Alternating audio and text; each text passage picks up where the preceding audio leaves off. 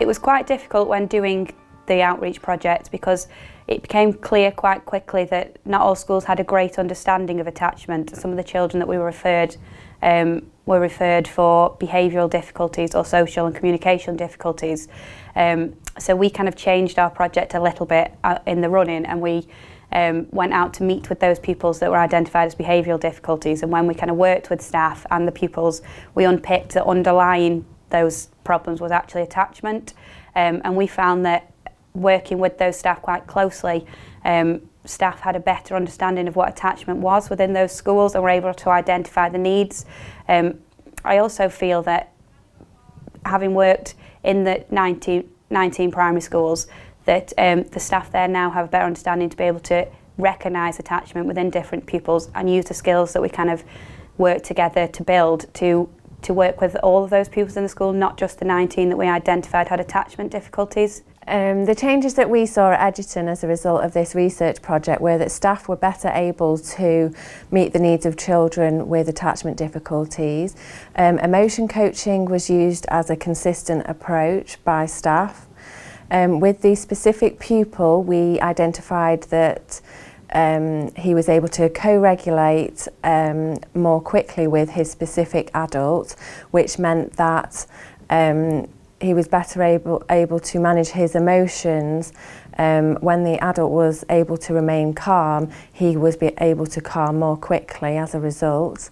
And then we identified that he was communicating more positively. There's been huge changes in children's behaviour. We now don't have children storming out of classrooms, we don't have children chucking things about, we don't have children shouting at adults anymore. They use the Rainbow Room as a place to access support when they need help with problem solving.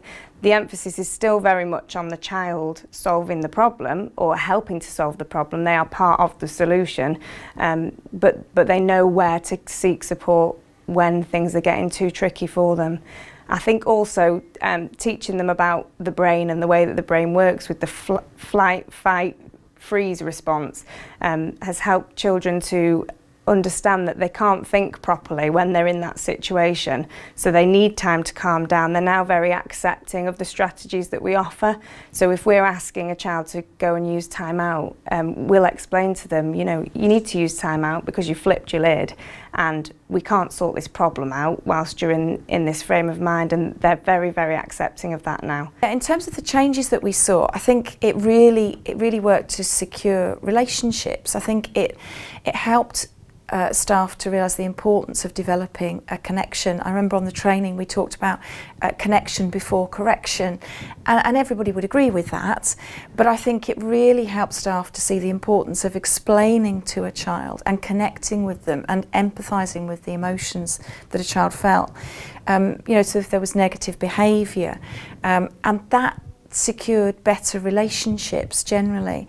We did a survey with children at the start, and we asked some quite challenging questions in our survey, and children were really honest, and they said that sometimes they felt that they couldn't talk to adults about feelings. They didn't necessarily see the importance of that.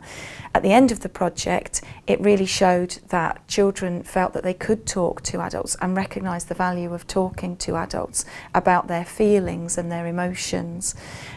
So I think it improved relationships across the school, but particularly relationships when things perhaps weren't going so well for a child. When a child had strong emotions, it helped the children to realise the importance of talking to an adult about those emotions, and that the adult was prepared to listen and there for them. The whole school culture has changed completely. You know, before it used to be, oh, they've behaved like that, they've behaved like this, oh, that's not right. And now we're looking at more of why have they behaved like that? What can I do to go and support them? The way the adults are talking to children, oh, it's just wonderful to see now. You know, it's very much a much more calmer conversations going on, calmer classrooms, and also making sure that staff, we all know now that it's okay that we're not straight away writing in an English book, that if we need to talk something through, let's talk that through, because if we haven't got that first bit ready, then you can forget even trying to write in your books, doing some work. So the supportive culture of the school has just really, it's embedded throughout wherever you go. And I would also find that children are taking more responsibility for their emotions as well. Playtime is a prime example. We've got a safe play unit, so at lunchtimes and playtimes they can go there if they feel that something's not quite right, or if they feel that anger might be taking over or frustration, they can take themselves there, and then there's always an adult there to talk things through, or if they don't want to talk it through, just a safe place for them to go for a bit of cool down time. So that's had a real impact, and just children taking responsibility.